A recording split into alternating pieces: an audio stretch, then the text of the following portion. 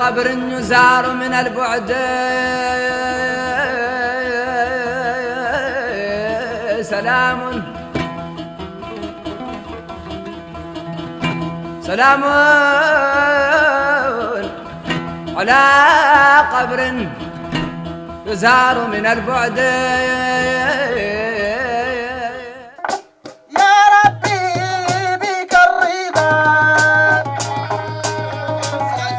Ils ont une culture assez particulière, les Maures du Sénégal, ou encore appelés Naar en langue locale.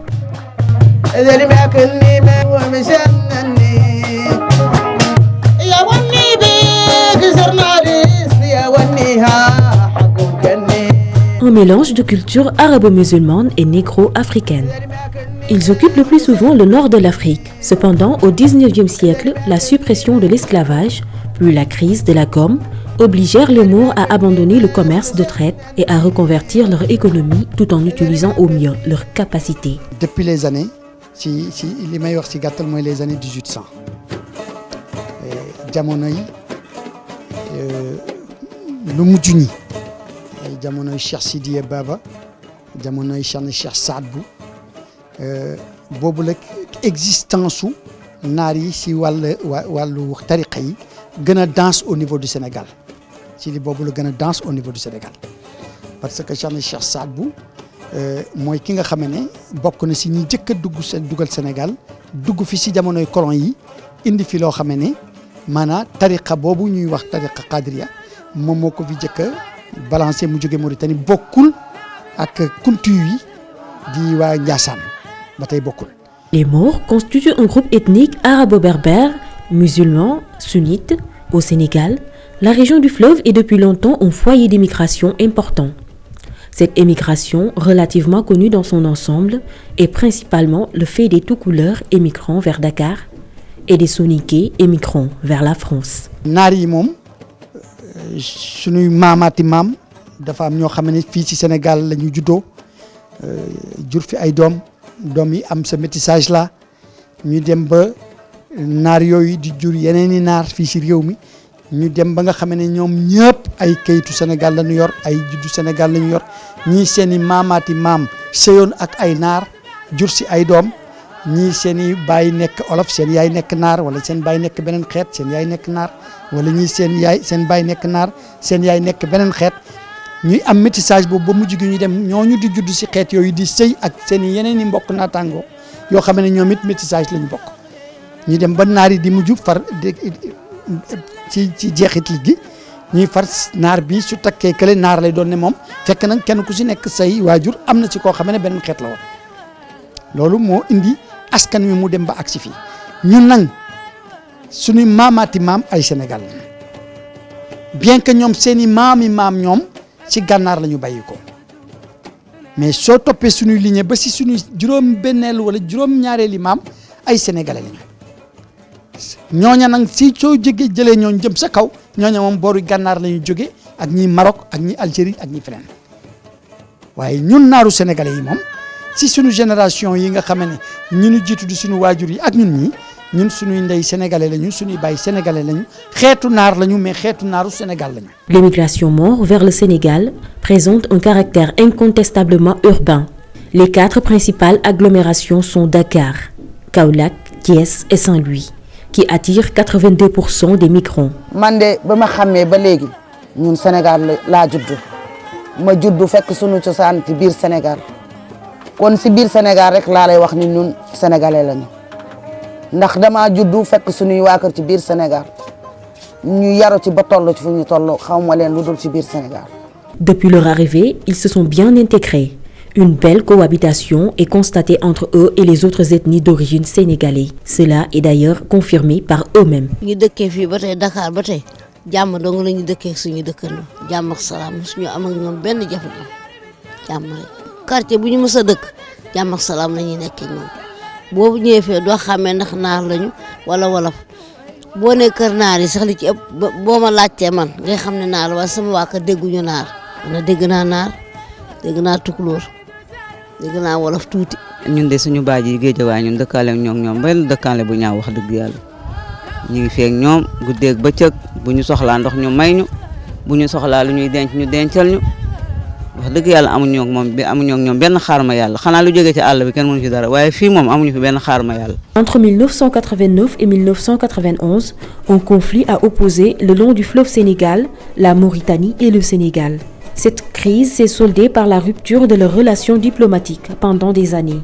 Des dizaines de milliers de victimes dans les deux pays, des réfugiés de part et d'autre, sans parler des répercussions non négligeables sur la politique intérieure sénégalaise. événement wu 89 bi kooku seytaan la ko fi jaaroon ngoo xam ne jaar na yàlla mooy wàcce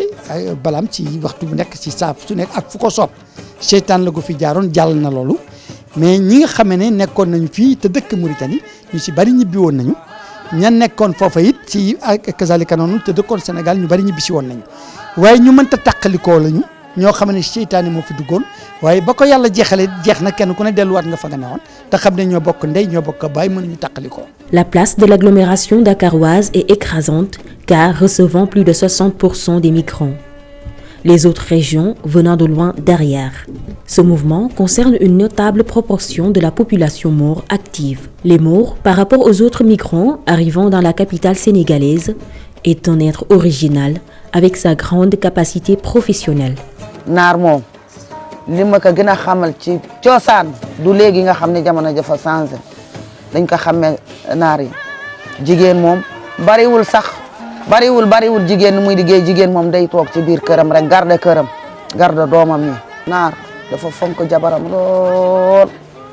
dem nañu ba ñu gisee góor bu xaw mais loolu nekkul ci yambar de ñu ne ko góoru naar la tax ñu wax ko góoru naar dafa fonk jigéen mooy li ma la wax jigéen warul toog di feeñ lu dul diggante fii ak fii muy toog ci biir këram di ko garde góor mooy dem di wut di ko indi da koy toggal sax pour rek jabaram bu génnee rek mu rafet du ko sonal loolu mooy cosaanu naar dëggantaan di ko fóotal sax dana ko def mais nekkul ñàkk fayda dafa fonk jabaram rek. Et même si autant les femmes maures ne travaillaient pas beaucoup, à l'heure actuelle, elles sont devenues de vraies battantes. mais bu ñu demee ba mu yàgg dañ doon jël li ñuy wax ni ngibis ñu def ko ñu rabb ko comme genre basang yooyu nga xam ni bant la wala ñuy wulli der wala ñuy jaay poon buñ demee bay dugg léegi waxuma na ci jarana léegi nga xam ni liggéey bara na mais suñu cosaan rabb basang wala ñu wulli der jaay ko wala ñuy jaay ay poon loolu yëpp am na si naar yu góor yi it li leen gën a xamal la ñuy naan raf ga ñuy dem réew ak réew ñu yor seen i gileem ñuy jaay soit ñu sëf ko di jaay xorom wala di jaay gerte wala di jaay dugub wala ji daay noonu wala mu ubbi bitig loolu mooy seen cosaan bi ma leen xamme léegi nag alhamdulillahi rabbil alamin liggéey yaatu na xale yi jàng nañu macha allah liggéey bu na changé na léegi waaye boobu noonu mooy cosaan ñu sant ka yàlla comme que na changé na. Avec sa vocation, serait-on tenté de dire sa réussite dans cette branche étant souvent attribuée à un don. seen activité li si ëpp nag mooy commerce ñoom ñëpp jënd ak jaay la ñu xam ak di defar di liggéey di jaay yooyu la ñu xam donc loolu moo indi seen jom jooju ak seen fula googu seen takk seen digg googu liggéey jigéen ñi ne si góor ñi ne si boutique yi ne si boucherie yi jigéen ñi nekk si wàll gi si des lii naar yi di dugal ci commerce bi fii si Sénégal bari na bari goo xam ne participation ci biir économie Sénégal la bokk naar yi kenn mënu leen beddi ci biir économie Sénégal ay sénégalais lañu yooyu liggéey ci biir développer seen économie. réew dafa bari ay bànqaas yi nga xam ne ñoo bokk ñoo nekk ci réew mi benn naar bu ne sa li ngay yëngu di ci liggéey di ci jàng di ci góorgóorlu ba màgg ba war see am dara bànqaas ba méngoog la nga doon def foofu rek nga jëm di fa wuti la ngay wuti ñu bëgg ñu yombalal leen ko ñuy sàkku ñu yombalal leen ko mais nag kenn ku nekk doo wuti loo amul loo wuti da nga koy jàng soo bëggee am fenn fun la jox day fekk nga jàng bu méngoog loolu ñuy joxe soo demee ñu jox la ko moo tax ñëpp a ngi takku xale yëpp a ngi jàng xale naar yëpp a ngi jàng comme xale yëpp ñu ngi bokk di dem école di dem université nous avons de hauts cadres d'ailleurs yoo xam ne ñu ngi fii sont des Mours te ñu ngi liggéey dans le gouvernement ñu ngi liggéey un peu partout donc boobu différence ak boobu discrimination amu fi.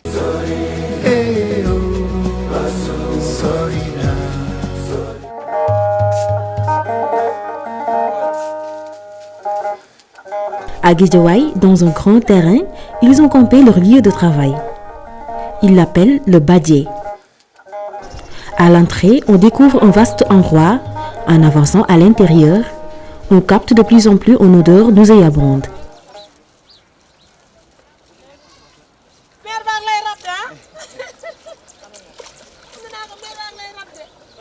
Des tentes sont placées dans le désordre. À l'intérieur de ces tentes, on y trouve des femmes qui travaillent sur la peau de bête.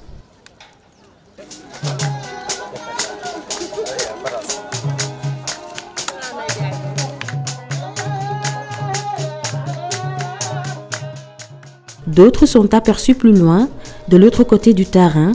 en train d'étaler la matière au soleil.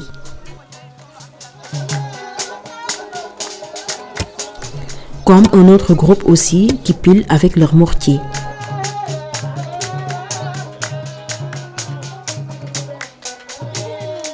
Ces femmes s'activent dans ce travail qu'on appelle communément ou leader en langue locale.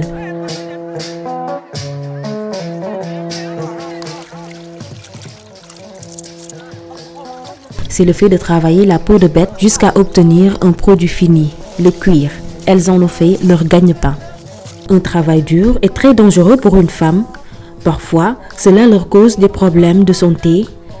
explique cette vieille dame qui a les mains abîmées à cause de ces produits qu'elle utilise.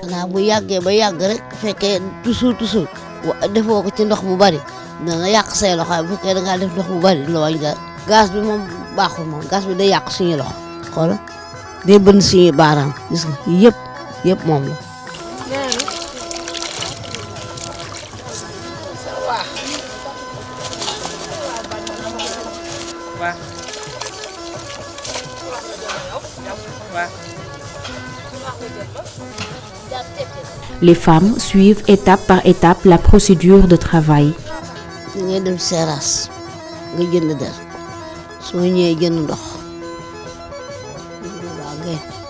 jënd gaz jënd nem-nem jënd ripaas yëpp da nga koy jënd boo pare fekkee mu amuloo doole liggéey nga fay nit mu liggéeyal la da ngay ruus der da nga koy boo ko jëkkee def ci gaz mu am ñaari fan nga wëlbati ko doole ndox bu amaatee yeneen ñaari fan nga seet fekkee daan nga pomp ko kawar gi denc set wicc ndax gaz bi moo koy dindi soo paree nga doo ko def ci ripaas mu amaat ci ñaari fan nga doo ko xoosaat beneen xoos.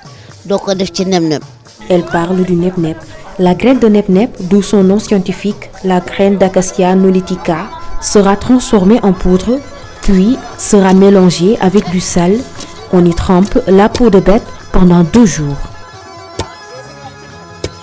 Le produit participe à donner à la matière sa splendeur et lui procure une qualité meilleure.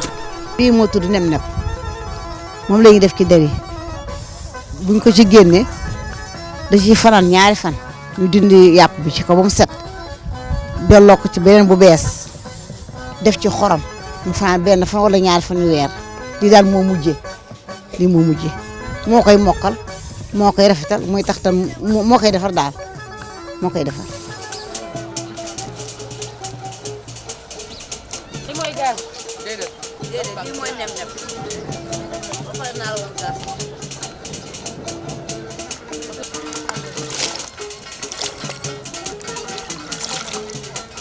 gaz bi pour ndox la. waaw.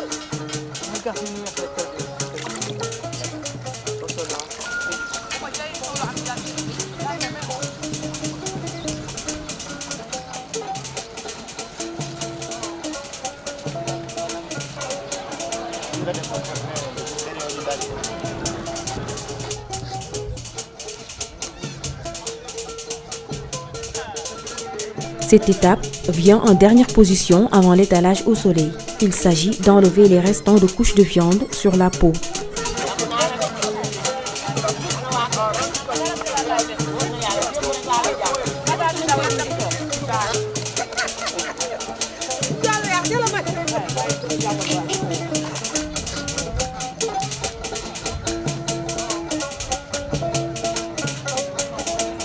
fekk fi sama maam doon ko liggéey fekk fi sama yaay doon ko liggéey ci suturlu naa ci yor sama njaboot di ñaan yàlla yokk. Elles sont confrontées à des problèmes d'insécurité. Leur marchandise est souvent volée par des malfaiteurs, dénonce Marietou Fall. wax dëgg yàlla liggéey bi metti na te amul sécurité li ñuy jànkuwante mooy sonn ndigg yu metti tànk yu metti te amuñu benn sécurité ñoo ngi ci suba ngoon mënuñu fee denc dara te xëy ñu fekk ñu jël tànk sens ci der bi rek der bi melee na mu war a mel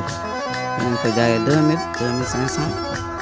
1500 1000 francs tant de sens ci der bi nu mu war a mel qualité bi mu war a mel. Beaucoup d'autorités leur ont rendu visite dans leur lieu de travail. Parfois, ils leur laissent seuls avec une liste de promesses. liggéey bi bari na coono trop ndax gis nga lu mu naaj ci naaj bi dañuy nekk buy taw tamit gis nga fi ñuy nekk coono rek moom lañ fi nekk lu yàlla bëgg nañu ko ñuy dimbali waaye ñu ci bari dañuy jaar fii rek laaj bi ñu wax leen waaye gisul ñu dimbali. yàlla def na nag tabaxal nañu magasin bi ak ay douze fële waaye xaw na yàgg kenn waxaguñ ci dara. léeg-léeg ñu génne ñu ci biti léeg-léeg ñu dugal ñu ci biir gis na suñu bagage yëpp toj na ndax toxu léeg-léeg ñu génne ko léeg-léeg ñu dugal. Cependant, ces femmes maures appellent à l'aide à l'État pour que leur situation puisse s'améliorer. jox nu ay machine defar nu ay mbaar dimbal tam jox nu xaalis ñu mën a liggéey bu baax ñëpp bëgg nañ ko. wallaay jot nañu dimbale ñu te yàlla tax ndax sonn nañ ci lool sonn nañ place bi sonn nañ ci liggéey bi te amuñu ci benn loo xam ne daal gën buñ sañoon daal ñu def ñu comme ni ñuy def nit ñi wutal ñu marché bu ñuy jaayee syndicat lañu faral di dem syndicat amuñu fa marché fekk nañ fi suñuy wéyjur nag wutal ñu fa benn place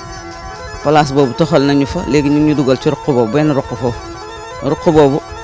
ñaari nit wala ñetti nit buñ toogee mu fees bu ñu fa toogee balaa heure bi ñu ne ñu jóg leen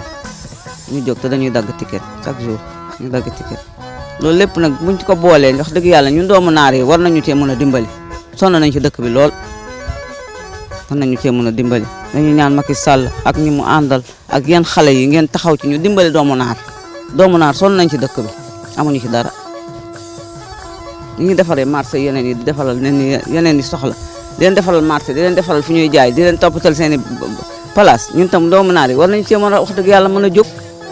ñu jàppale ñu rek te yàlla tax lii rek lañu bëgg. def sa devoir casse say droit donc lu mën a xew am na foo xam ne suñ ko doxalalee suñu bopp taxaw si suñu fulla ak suñu fayda ak xam ne nii la ñu bokkee ci réew mi lii mooy li ñu si war ñu ngi koy def bon liñ si suñu cërit war nañ ko am. ñu ngi ciy def ay démarches ndax kenn ku nekk fa nga nekk di fa liggéey war nañ koo saytu ñi nekk ci nguur gi war nañoo saytu la ngay liggéey saytu la nga xamee ne mooy seenu cër ci dimbali la ak ci taxawu la. ba la nga xamee ne mooy sa hygiène liggéey ak nan la war a développer sa liggéey ñëpp ñoo ci war a taxaw donc ñoom ñiy liggéey foofu ci Badji soxla nañu ku leen jàppale te loolu autorité locale ya fa nekk ñu ngi ciy bàyyi xel autorités yi nga xamee ne ñoo nekk ci gouvernement bi aussi ñu ngi attirer seen attention pour ñu bàyyi xel ci loola parce que loolu lu war a am la te ñooñu c'est des Sénégalais comme tous les autres Sénégalais bokk ci réew mi ni si ñëpp bokkee am fi ay droit nit ñi fi ñëpp am droit yi bon war nañ leen a bàyyee xel war nañ leen a jàppale ni ñuy jàppale beneen couche gu nekk.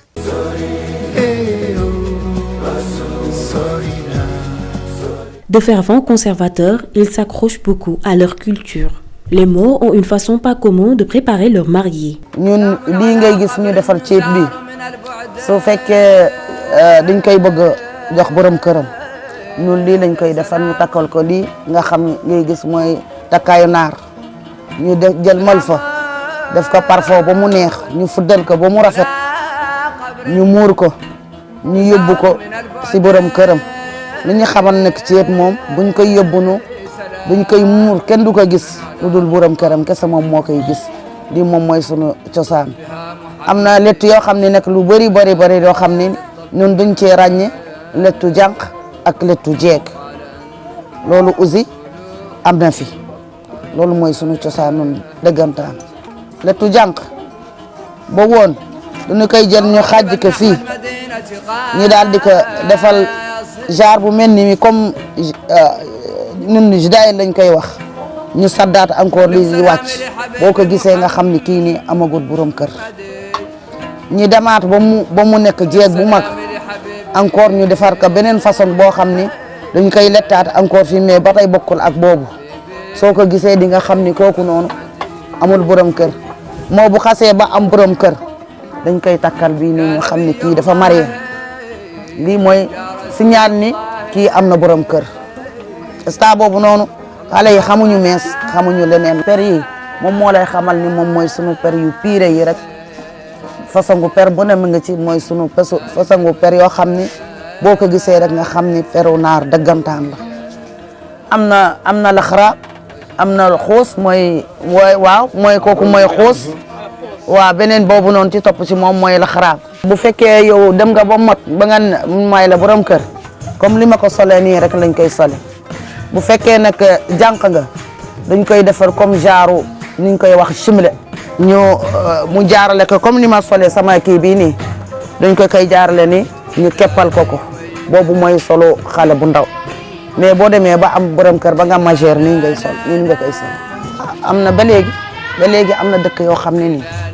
seeni xale ñu ngi leen di def ci cosaan boobu noonu duñu sol dul solo boobu te buñ demee ba xas ba majeur tuuti dootu leen gis dul ñu teg dara ci seen bopp. am na dëkkaan yi léegi ba léegi ñu ngi koy def sorewul sax sorewul. Chaque détail a sa signification et porte son importance particulière. En voici une cérémonie de préparation d'une mariée, depuis le nouage du katika, encore appelé meulfeu, en passant par les tresses jusqu'au chant qui l'accompagne.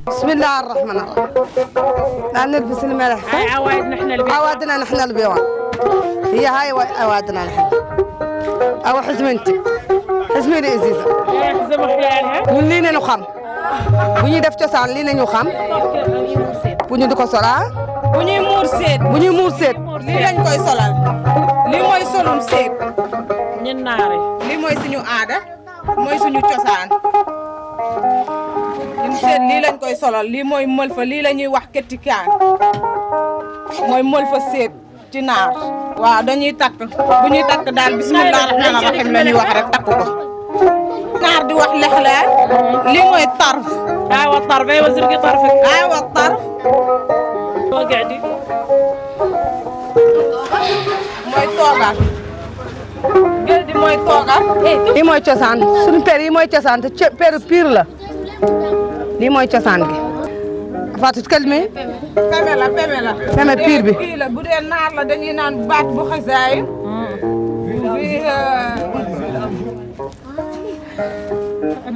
baat bu xasaay mu fi tuma maal ko bismillah xuus yi ngàllu mooy weex lii xuus lañ koy wax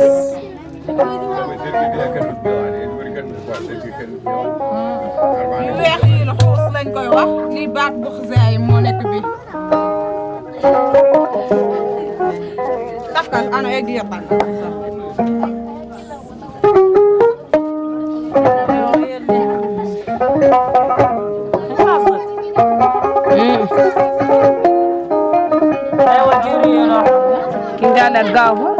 pour seet la rek pour cosaan bi la ba tey rek seet ko tax a jóg ak cosaan jërëjëf taxtaay asma maa ngi wala ziza حزمي هاي بتاع ولا او حزمي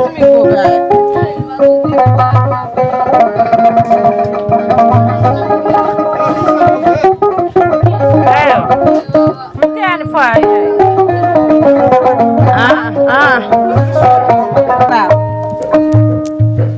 yu weex yi mooy xoos yii ñooy baat bu xasaay mooy yii nii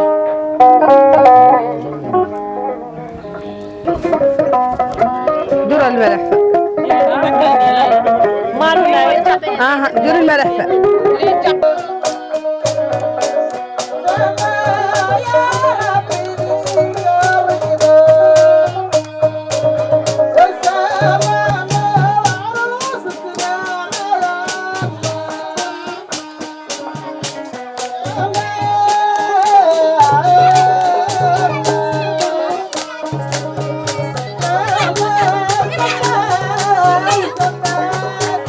Dans ce rituel, il y a une partie très importante que l'on appelle le mbelakh. Cela consiste à accorder une attention particulière à la mariée. On l'enferme dans une chambre où elle n'est pas tenue d'y sortir avant le jour de son mariage. Pendant cette période, on lui prépare des repas spéciaux pour qu'elle retrouve sa plus grande forme avant le grand jour. suñu demee ba léegi suñu kenn suñu doom yi ñu ngi koy waaj a def mariage dañ naan dañ koy mbalax comme léegi man mii sama doom dafay waaj a mariage mu naan dama koy yóbbu mu am ñaari weer wala weer balaa seyt bi ñëw ci soxna May mu nekk foofu yow boo demee yow dañ koy commencé léegi doo wut sirop de doo wut doom da ngay def zirik bu xormat nga teg ko nga def sa ruy bu lekkee ba mu suur nga muy minute bu na mu naan ci zirik boobu mu mar ak bu maru loolu moo waral naar yi seen yaram bi dafay ubbeeku te day nooy nepp bu demee ba guddi buy demee ba guddi day fanaana lekk ba bit set am na ñoo xam ne sax dafay bañ gimmentu bi mu daaneel ko mu nelaw day toog ba mu pare ñu am lu ñuy takk fii ci karawam bi takk ko ci jiñ bu gimmentoo ba mu yàgg ba nii loolu jàpp ko mu yeew mu jëlaat turi bi muy naan rek bu demee ba mu bëgg a bañ mu naan suur naa dañuy toogal benn mag ci wetam mu def lu ñuy naan zayaar bant la ñu xar ko ci digg bi ñu def ko ci loxoom buñ ko defee ci loxoom mu ne ka da ngay naan wala ma bës ko mu dugal ko mu bës zayaar bi ba mu metti naanal day naan ba waccu boobu da koy jëlaat mu jox ko waaye bu génnee foofu ku ko xool rek xoolaat ko nekkul yaramu firo nekkul yaramu doom yi ñu naan léegi day nekk na yaramu naturel mu nooy nepp foo lamb rek mu nooy bu ñu ko joxee jëkkëram rek fu mu barasti ko rek mu neex. Le jour J, il procède à un autre rituel qui leur est propre. léegi su ko defee ba délai bi egg mu war a mariage du ñëw si yow moomu lay fuddanu bu fuddanoo ba pare ñu yendu foofu si yow dañu koy rayal def lu ne su ko defee ñoom ñu saytu yu góor yi ñu ñëw ñu jël si ko bëgg ko jël si yóbbu ci yow yóbbu ko ci kër yaayam yaa ngi dégg ñu indi fuddan bi fanweeri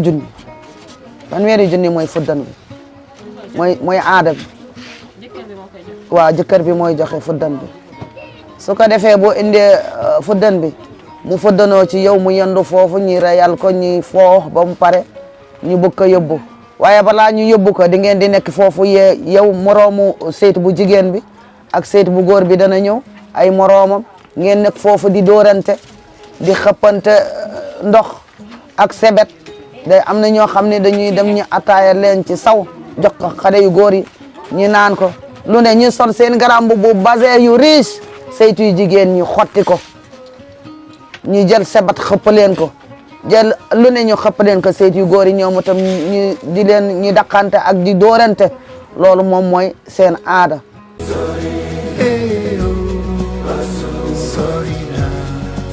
Face à la déperdition et à la dégradation des mœurs qui frappent fort cette jeunesse, ces morts se sont indignés et choqués par cette situation. loolu moom man lu ma metti la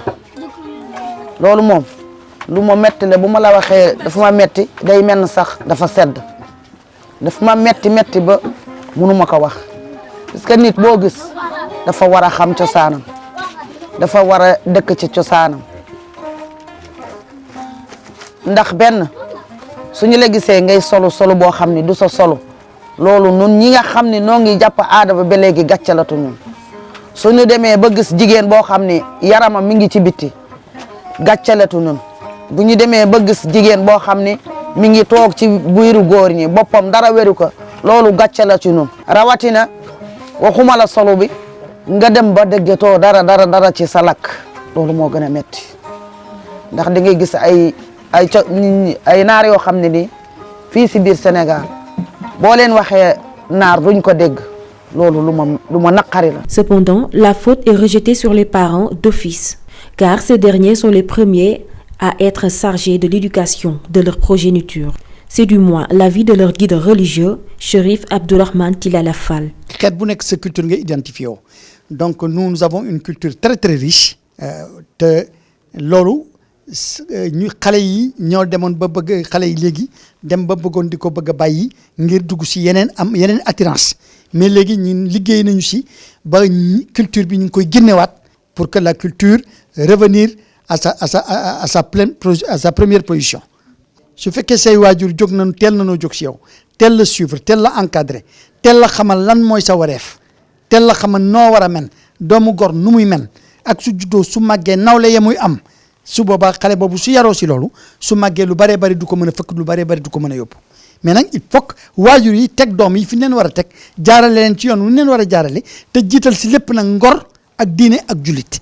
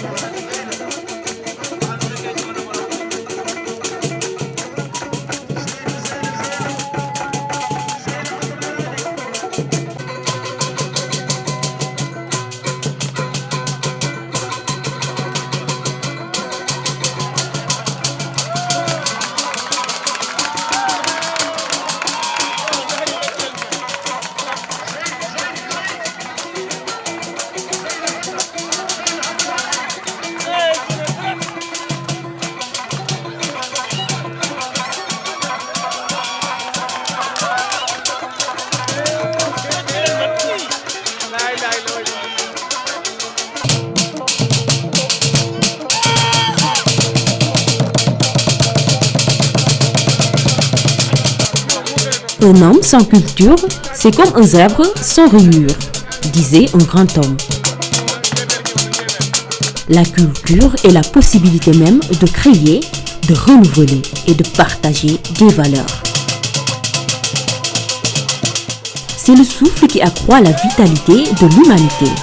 Revenons à nos sources. Accent d'Afrique vous donne rendez-vous dans une autre aventure.